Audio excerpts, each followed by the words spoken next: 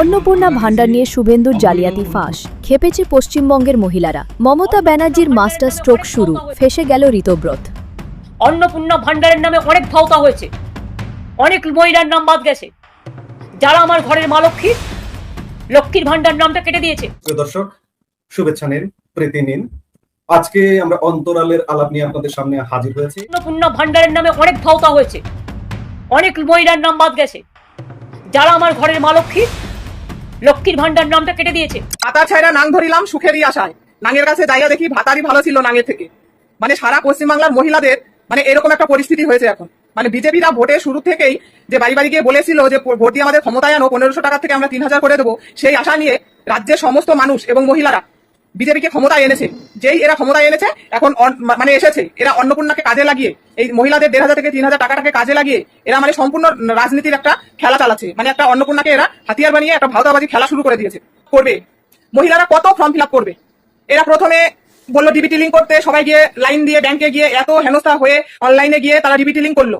দুদিন পরে আবার বললো যে না, অফলাইনে ফর্ম বেরিয়েছে 12 পাতা, সেখানে ফর্ম ফিল আপ করতে হবে। তারা গিয়ে সেখানে ফর্ম ফিল আপ করলো। আবার তার দুদিন পরেই বললো না, এই অফলাইনে ফর্ম ফিল আপ চলবে না, হবে না, অনলাইনে গিয়ে করতে হবে। আবার সেখানে টাকা পয়সা খরচা করে গিয়ে সমস্ত মহিলারা এই রাজ্যে ফর্ম ফিল আপ করলো অন্নপূর্ণা ভান্ডারে। তারপরে জুন মাসে কিছু জনকে মানে কিছু মহিলাদের টাকা দিয়েছে। তারপরে আবার মুখ বন্ধ করার জন্য সব মহিলাদের বললো জুলাই মাসের 1 তারিখে সবাই টাকা পেয়ে যাবে। জুলাই মাসের 1 তারিখে আবার কিছু জনকে দিয়ে এখন আবার ভাওতাবাজি শুরু করে দিয়েছে যে আমাদের সিস্টেমে গন্ডগোল হচ্ছে, এ হচ্ছে, হ্যান হচ্ছে, ত্যান হচ্ছে। ডাইরেক্ট বলে দিলেই তো পারেন যে টাকা আমরা দিতে পারবো না, টাকা দেবো না। আপনাদের যে কথা দিয়েছিলাম আমরা সেই কথা আমরা রাখতে পারছি না, এটা বলে দিলেই তো হয়। কই এর আগে সরকার তো কোনোদিন এরকম করেনি। লক্ষ্মীর ভান্ডার দিয়েছে, যত ভাতা দিয়েছে, যত রকমের যা সুবিধা দিয়েছে, কই কোনোদিন তো কাউকে এরকম হেনস্থা করেনি। তারা বারবারই যেভাবেই বলেছে এর আগে সরকার ঠিক টাকা পয়সা পেয়ে গিয়েছে। লক্ষ্মীর ভান্ডারে কই কোনোদিন তো কোনো রকম অসুবিধা হয়নি। হ্যাঁ, যারা 2 নম্বরই করে টাকা নিয়েছে, পুরুষরা লক্ষ্মী সেজে টাকা নিয়েছে, সেটা তাদের ব্যাপার, তাদের তদন্ত করুন। যারা পুরুষরা লক্ষ্মী সেজে টাকা নিয়েছে তারা তাদের তদন্ত করুন। সবাইকে কেন হেনস্থা করছেন? সবাইকে এরকম করেছে নাকি? তাদের ধরে ধরে হেনস্থা করুন, তাদের টাকা দিয়েন না, বাকি সমস্ত মহিলাদের টাকা দিয়ে দিন। এটা কি ধরনের নিয়ম চলছে?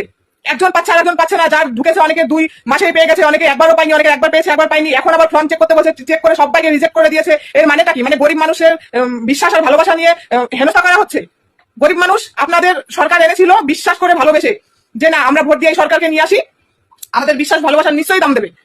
যেহেতু আপনারা বলেছিলেন 1500 থেকে 3000 টাকা ওরা পেয়ে যাবে, সেই বিশ্বাস ভালোবাসা নিয়েই গরিব মানুষরা দেশের মানে রাজ্যের সমস্ত মানুষেরা ভোট দিয়ে আপনাদের ক্ষমতায় এনেছে, বিজেপি সরকারকে এনেছে। আজ ফল এই হচ্ছে। শুধু অন্নপূর্ণা ভান্ডার বলে নয়, গরিব মানুষরা মানে দেশে কোনো থাকার জায়গা পাচ্ছে না, কেড়ে নেওয়া হয়েছে তাদের মুখের অন্ন, তাদের খাবার। জায়গায় জায়গায় মানুষ সব শুয়েছে, কোথাও কোথাও বলছে তারা মানে করবে, বাচ্চা কাচ্চা নিয়ে তারা থাকতে পারছে না। এই দেশটা কি শুধু, এই রাজ্যটা কি শুধু বড়লোকের জন্য, বিজেপিদের জন্য? গরিব মানুষের কোনো জায়গা নেই এখানে? মানে নিয়ম, মানে সরকার এখানে এসে নিয়ম করে দিচ্ছে নাকি? এটা আগে থেকেই সবাই জানতো যে বিজেপি সরকার গরিবের জন্য নয়, এটা বড়লোকের জন্য। কিন্তু তবুও গরিব মানুষরা বিজেপিকে ভালোবেসে বিশ্বাস করে এনেছিল। এখন ফলটা বুঝতে পারছে, সবাই এখন ফলটা বুঝতে পারছে। মানুষ কত ধৈর্য ধরবে, কত ফর্ম ফিল আপ করবে, কত ফর্ম ফিল আপ করবে? মানে গরিব মানুষের সময়ের, ভালোবাসা, টাকা পয়সার কোনো দামই নেই এদের কাছে, কোনো মূল্যই নেই। মানে বলতে গেলে এরা আবার ধরে ধরে জেলে দিচ্ছে, আবার এদের মুখের ভাষণের জ্বালায় পারা যাচ্ছে না। শুরু থেকেই এরা ভাওতাবাজি শুরু করে দিয়েছে। মানে প্রথমেই বলেছিল যে তোমরা ভোট দিয়ে আমাদের ক্ষমতায় আনো, আমরা সঙ্গে সঙ্গে 1500 থেকে 3000 টাকা করে দেবো। ঠিক আছে, সেটা 2 নম্বরই ধরা পড়েছে। যারা বদমাইশি করে নিচ্ছে, বিদেশে মানে অন্য জায়গায় যাচ্ছে, টাকা পয়সা এখানকার, সেগুলোকে বন্ধ করে দিন। সবাইকে নিয়ে কেন খেলা শুরু করেছেন আপনারা? এটা কখনোই মেনে নেওয়া সম্ভব নয়। মানে এই দেশে কি শুধু বড় লোকদের বসবাসের জায়গা? প্রথম থেকেই বিজেপিরা সাধারণ মানুষের বিশ্বাস আর ভালোবাসা নিয়ে ভাওতাবাজি শুরু করেছে। মানে ভোটের শুরুতেই ভোটের অনেক আগেই এরা বাড়ি বাড়ি গিয়ে বলেছিল যে ভোট দিয়ে আমাদের ক্ষমতায় আনো, আমরা 1500 থেকে 3000 করে দেবো। সেই আশা আর বিশ্বাস নিয়ে সাধারণ মানুষ ভোট দিয়ে এদের ক্ষমতায় এনেছে। যে ক্ষমতায় এনেছে, সিংহাসনে বসেছে এরা, সাধারণ মানুষকে হাতিয়ার বানিয়ে এরা রাজনীতি চাল শুরু করে দিয়েছে। অন্নপূর্ণাটাকে এরা হাতিয়ার বানিয়েছে। মানে অন্নপূর্ণা নিয়ে এরা যে কি শুরু করে দিয়েছে, মানে সাধারণ মানুষ মনে হচ্ছে যে এই দেশে, এই রাজ্যে বসবাস করার কোনো অধিকার নেই, শুধু বিজেপিরা আর বড় লোকরাই বসবাস করবে এই রাজ্যে, এই দেশে। মানে শুধু অন্নপূর্ণা নয়, গরিবের মুখের খাবার কেড়ে নিয়েছে, থাকার জায়গা কেড়ে নিয়েছে। ওরা জায়গায় জায়গায় বসে কান্নাকাটি করছে, বাচ্চা নিয়ে কি করে সংসার চালাবে, কি করে খেয়ে বাঁচবে। আগে থেকেই গরিবরা জানতো যে বিজেপিরা বড় লোকের সরকার, বিজেপিরা বড় লোকের জন্য, গরিবের জন্য নয়। তবুও গরিবরা বিশ্বাস করে এদের ভালোবেসে ভেবেছিল যে আমরা ক্ষমতায় নিয়ে আসি, তাহলে আমাদের উপকার হবে। এখন দেখছে মানে বিপরীত হয়ে গেছে। শুনুন সরকার মহাশয়, মানে সাধারণ মানুষ কিন্তু সবকিছুই পারে। যেমন গদিতে বসিয়েছে, এরা কিন্তু নামাতেও পারে। আর দেশের মহিলারা কিন্তু যেমন ধৈর্যও ধরতে পারে, সবকিছু মানিয়েও নিতে পারে, এরা আবার সমস্ত রূপও কিন্তু দেখাতে পারে। খুব তাড়াতাড়ি, যত তাড়াতাড়ি পারেন আপনি এই অন্নপূর্ণা যোজনাটাকে দেখুন এবং সঠিকভাবে পরিচালনা করার চেষ্টা করুন। একজন পাবে আর একজন পাবে না, একজন 2 বারেরটাই পেয়ে গেছে অন্নপূর্ণা টাকা, একজন কিছুই পাচ্ছে না। এগুলো কিন্তু মানে একদমই মানে বিধিবিচ্ছিরি ব্যাপার চলছে। আর এখন আবার বিজেপির কিছু কিছু লোক এসে দেখি বলছে যে যে পৌরসভায় বা অফিসে যেখানে তৃণমূলের লোকেরা কাজ করছে সেইগুলোকে সরিয়ে দেওয়ার জন্য ওরা নাকি মুখ চেয়েছিল টাকা ঢোকাচ্ছে। এটা কি কোনো সম্ভব কথা? দেশের কোটি কোটি মহিলারা অন্নপূর্ণার জন্য ফর্ম ফিল আপ করেছে। যত অফিসে পৌরসভায় লোকেরা কাজ করছে তারা কি সব মহিলাদের মুখ চেনে? তারা কি সব তৃণমূল মহিলাদের মুখ চেনে? তারা মানে তৃণমূল মহিলাদের মুখ চেনে টাকা দিচ্ছে আর বিজেপিতে টাকা দিচ্ছে না? এটা কি মেনে নেওয়ার কথা না? এটা ভাওতাবাজির কথা? সবাই সবকিছু বোঝে। মহিলাদের ভালোবাসার রূপ দেখেছেন, কিন্তু ওদের ধৈর্যের ভাত ভেঙে গেলে ওদের যে আসল রূপটা সেটাও কিন্তু ওরা দেখাতে আর কম করবে না, এটাও মনে রাখবে। এলাকার মানুষ বিরূপ প্রতিক্রিয়া দেখাচ্ছেন, আর এদিকে অনেক বড় বড় কথা বলে ফেলে একটা পাবলিক কমিটমেন্টে চলে গেছে। ফলে এরা অত্যন্ত বিড়ম্বনায় পড়েছেন। ফলে তারা মমতাদির সঙ্গে যোগাযোগ রাখছেন, আমাদের এদিকে চলে আসতে চাইছেন, এবং স্বভাবতই পুলিশ প্রশাসনের জন্যই একটুখানি পুলিশ যদি পুলিশ এই গেমটা থেকে যদি পুলিশ প্রশাসন সরে যায়, তাহলে 20-র মধ্যে ওখানে 3 থাকবে খুব বেশি হলে ওদের দিকে, আর একটা পচা পরচুলোকে আমরা নেবো না, ঢুকতে দেবো না, গেট থেকে ঘাড় ধাক্কা দিয়ে দাঁড়াবো এবার ঢুকতে এলে। আর হচ্ছে এই বিধায়ক যে গল্প, তার অন্তত 55 থেকে 56 জন পুলিশ সরে গেলে তারা পরের দিন জয় মমতা বন্দ্যোপাধ্যায়, জয় বাংলা বলে বিধানসভাতেই মিছিল করে দেবেন।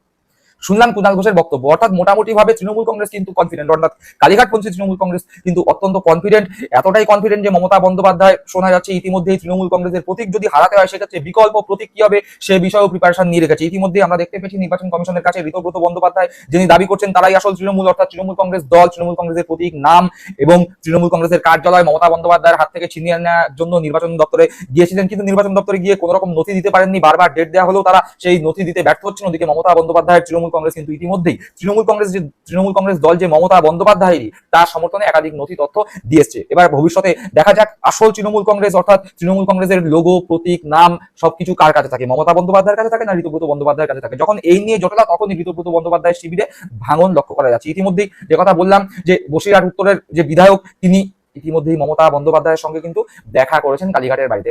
পাশাপাশি আরো দুই বিধায়ক মমতা বন্দ্যোপাধ্যায়ের বাড়িতে গিয়ে দেখা করেছেন, অর্থাৎ মোট 3 বিধায়ক মমতা বন্দ্যোপাধ্যায়ের সাথে সরাসরি দেখা করেছেন। আর যে কথা বললাম, কুণাল ঘোষের বক্তব্য শুনলেন, বিভিন্ন সাংসদ থেকে শুরু করে প্রায় 50-60-এর কাছাকাছি বিধায়ক মমতা বন্দ্যোপাধ্যায়ের হাত ধরার জন্য উদ্গ্রীব হয়ে আছেন। শুধুমাত্র পুলিশি হয়রানি, সিআইডির হয়রানি এসবের সম্মুখীন যাতে না হতে হয় সেই কারণে কিছুটা সময় চেয়ে নিচ্ছেন, সময় কিনে নিচ্ছেন। আর এই রকম পরিস্থিতি যখন তৈরি হয়েছে তখন যা জানা যাচ্ছে তৃণমূল কংগ্রেসের অভ্যন্তর সূত্র মারফত, যে কুণাল ঘোষ তো বলে দিলেন 50 থেকে 60 জনের কাছাকাছি বিধায়ক ফেরত আসতে পারে, তাহলে ঋতব্রতর কাছে থাকছে কতজন? যেটুকুনি খবর কালীঘাট সূত্র মারফত পাওয়া গেছে, বা উলুবেড়িয়া, ঠিক শুনছেন, উলুবেড়িয়া যেখান থেকে ঋতব্রত বন্দ্যোপাধ্যায় জয়লাভ করেছে সেই উলুবেড়িয়ায় ঘটনা চক্রে সূত্র মারফত যা খবর পাওয়া যাচ্ছে, ঋতব্রত বন্দ্যোপাধ্যায় সহ অরূপ রায়, বিপ্লব মিত্র, আখরুজ্জামান, সন্দীপন সাহারা বেশ চাপে তারা নিজেদের মধ্যে আলোচনায় ব্যস্ত। কারা কারা তাদের সঙ্গে শেষ পর্যন্ত থাকবে তার কারণ তারাও অনুধাবন করতে পারছেন যে তাদেরকে নেতা হিসাবে মেনে নিতে চাইছে না একটা বিরাট অংশ। যেটুকুনি খবর পাওয়া গেছে 10 জনের কাছাকাছি বিধায়ক, ঠিক শুনছেন, 10 জনের কাছাকাছি বিধায়ক যারা মমতা বন্দ্যোপাধ্যায়ের মুখ এবং তৃণমূল কংগ্রেসের প্রতীককে সামনে রেখে এই 2026 বিধানসভা নির্বাচনে জয়লাভ করেছেন, সেই 10 জনের কাছাকাছি বিধায়ক ছাড়া বাদবাকি সকলে যারা এই মুহূর্তে ঋতব্রতপন্থী আছেন, অর্থাৎ 65 জন বিধায়ক, সেই 65 জন বিধায়কের মধ্যে 10 জন বাদ দিলে 55 জন বিধায়ক পুনরায় কালীঘাটমুখী হতে পারে এবং তার সম্ভাবনা পুজোর আগেই জোরালো হচ্ছে। কিন্তু কোন 10 জন বিধায়ক ঋতব্রত বন্দ্যোপাধ্যায়ের সঙ্গে শেষ পর্যন্ত থেকে যাবেন এ বিষয়ে খুব স্পষ্টভাবে বলতে হয় যে এই যেই বিধায়ক যারা ঋতব্রত বন্দ্যোপাধ্যায়ের সঙ্গে শেষ পর্যন্ত থেকে যেতে চাইছেন তাদের বিরুদ্ধে একাধিক মামলা রয়েছে, তাদের বিরুদ্ধে গ্রেপ্তার হয়ে যাওয়ার ভয় রয়েছে। ইডি, সিবিআই, স্থানীয়ভাবে পুলিশ বা সিআইডির ভয় তাদেরকে গ্রাস করেছে। এবং এছাড়াও অতীতে যারা তৃণমূল কংগ্রেস ছেড়ে বিজেপি, তারপরে আবার বিজেপি ছেড়ে তৃণমূল কংগ্রেসে এসেছিলেন, এরকম কিছু সংখ্যক বিধায়ক আছেন যারা আর ঋতব্রত বন্দ্যোপাধ্যায়ের ক্যাম্প ছেড়ে মমতা বন্দ্যোপাধ্যায়ের কাছে যেতে চাইছেন না। তার কারণ তারা বুঝতে পেরে গিয়েছেন এই 5 বছর অতিক্রান্ত হলে রাজনীতিতে তাদের বিশেষ আর কিছু থাকবে না। তাই এই 5 বছর নিশ্চিন্তে, যেহেতু ঋতব্রতর সঙ্গে থাকলে বিজেপির বি টিম হিসাবে কাজ করা যাবে, তাই নিশ্চিন্তে 5টা বছর কাটিয়ে দেওয়ার জন্য ঋতব্রতর কাছেই থাকতে চাইছেন। আর ওই যে বললাম যাদের বিরুদ্ধে ইডি, সিবিআই এর মামলা রয়েছে, স্থানীয়ভাবে বিভিন্ন দুর্নীতিতে যাদের নাম আছে, তারাও ঋতব্রত বন্দ্যোপাধ্যায়ের সঙ্গে থেকে বিজেপির কাছে প্রমাণ করতে চাইছে যে দেখো আমরাই বিজেপির বি টিম, আমাদের ডিস্টার্ব করো না, সেই একটা সুরক্ষা কবচ নিয়ে ঋতব্রতর সঙ্গেই থেকে যেতে চাইছে।